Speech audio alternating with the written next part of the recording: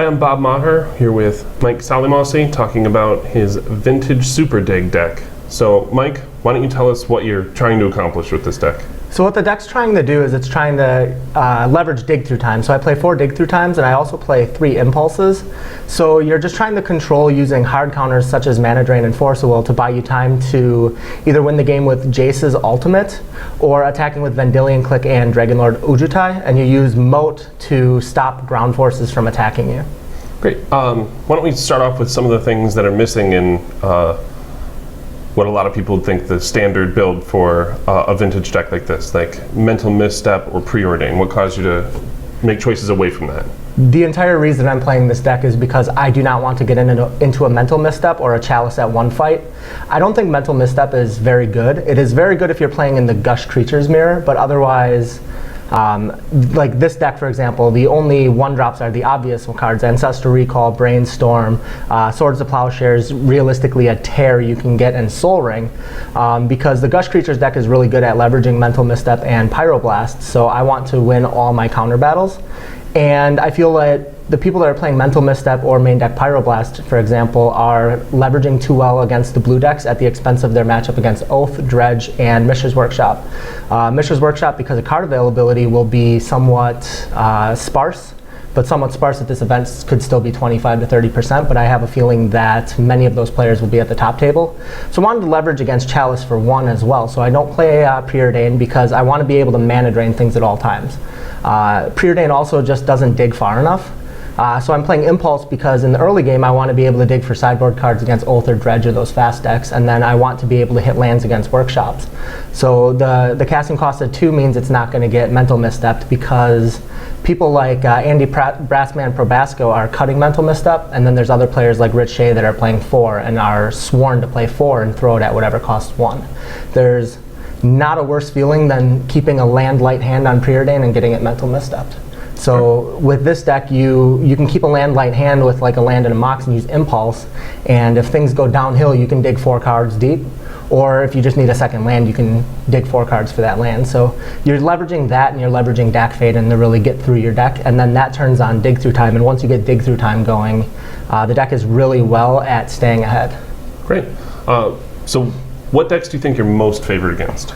I tried to be very favored against the different Gush Creatures decks, the Pyromancer decks, whether it's the Grixis or the blue-red version, or the Monastery Mentor decks. A lot of them are cutting Delver, so Moat just ends the game, because usually those decks will have 0 to 1 main deck answer, and all my counters are hard counters. So I'm dodging their missteps, and I have 3 Flusterstorms and 2 Mindbreak Traps. So you land Moat, you use Swords of Plowshares and Engineered Explosives to leverage that if they're playing Delver, and then Dragonlord Ujutai and Vendilion Click just clear the game in the air. So I'm really favored in that matchup, and at the expense of, because I'm playing 2 mana cost spells, I'm not playing many 1 mana spells. It's still kind of rough if they land an early Pyromancer or like a turn 1 or turn 2 Mentor, but that's why the Explosives and the Plowshares and the Moat are there to assist with that.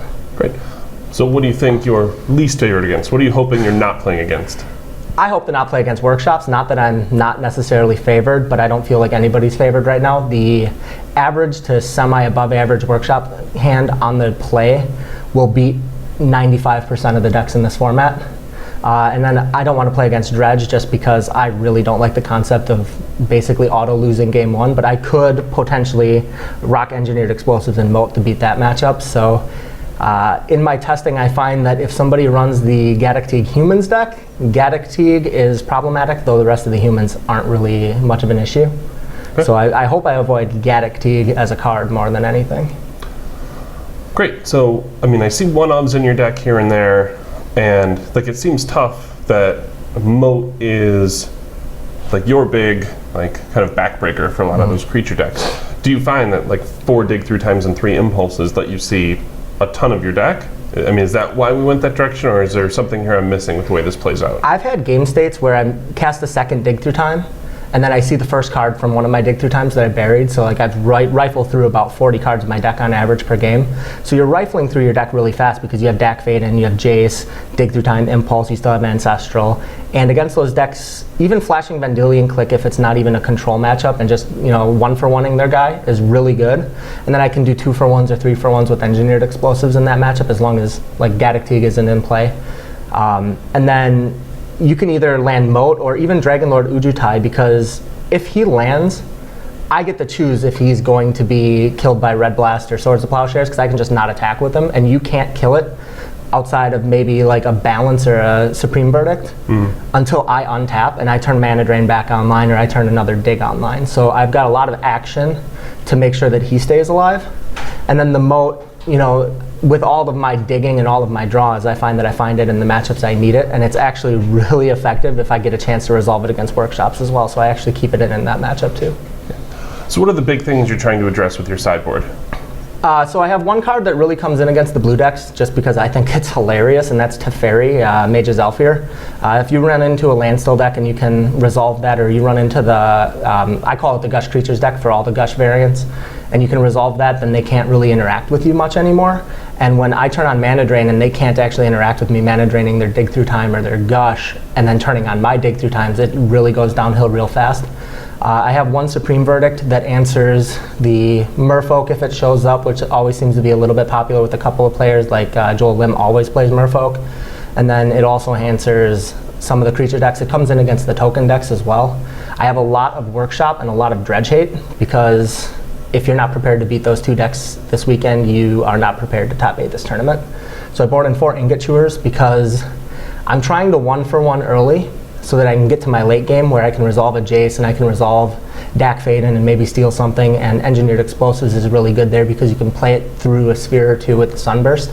So I have the Hammer Mage that actually buys me time there. So the concept there is that I can generate breathing room by blowing up chalices and spheres, and then I can absorb 5 or 10 damage from their creatures and then get to my mid game where I can actually start using Jace to bounce them, or flash a Vendilion Click, or play an Ujutai, or find Swords of Plowshares there. And then once I kill one of their creatures, I start Mana Draining and Force Willing their other creatures. And then I have Wear Terror doubles up against Oath as well as Workshops. Same with Serenity. Containment Priest doubles up against Oath as well as Dredge. Then I have a Rest in Peace and a Ravenous Trap that come in against Dredge as well. And then the Pithing Needle is there just as a catch-all. If I play against the humans in the Merfolk deck, I can name Wastelands. If I play against Workshops, I can name Wastelands so that I can protect my dual lands. I can also name Mishra's Factory, because a lot of times I find that I'm very effective at destroying their artifacts, but I can't actually deal with Mishra's Factories if they're coming in pairs. And some of those decks play Mutavault, so I want to be prepared there. And if they resolve a Forge Master, I can name Cold Oath of Forge Master to stop them from finding a Sundering Titan or a Steel Hellkite or a Duplicant. And then against Dredge, I have the one of Ravenous Trap, because most of the Dredge decks I've seen are becoming very effective at removing enchantments as well as creatures. Some of the decks are playing Cabal Pit, some of the decks are playing Sudden Shock, and then there's actually a couple of Dredge decks that are sideboarding Thespian Shade and Dark Depths. So, of course, if I'm boarding in a lot of my Dredge Hate, I can't really deal with that, but I can Pithing Needle the Thespian stage and make sure that, or Thespian stage, excuse me, and make sure to deal with it that way. So I'm trying to be prepared for the metagame. If I run into the random player playing like Burn or something that sometimes shows up, I'm probably going to have a bad day. But otherwise, this is pretty well prepared against the metagame at home. What you expect to see. Yeah. Now, I did notice there's usually the catch-all of Grafdigger's Cage and a lot of vintage sideboards. Is there a specific reason you chose not to play it? Are people just too prepared for it? I wanted to have something that could be good against Dredge, so Pithing Needle can name the Bazaar Baghdad, but also good against Workshop, so the Pithing Needle won out there. And I feel that with Engineered Explosives, with Containment Priest, and double Wear Tears, I'm somewhat okay with my hard counter package against Oath of Druids. If they landed on turn 1, it gets kind of dicey, but I also have Karakas. But I want to get them into a show and tell fight with me, actually, because if they don't have Boseiju, I have many more hard counters than they do.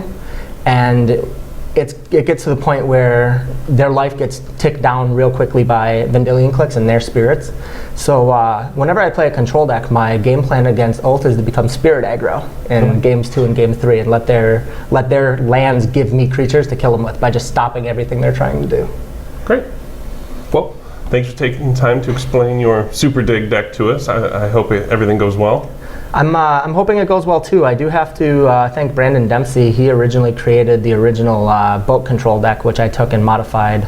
He had mental missteps and preordains in it. And then I have to thank Tom Dixon, JP Kohler, and Josh Patuchek as well, because they helped me out a lot on Facebook with a lot of theory crafting and building of the deck. So I can't take all the credit for it. I modified it a little bit, but it's another existing list that was doing well on the East Coast.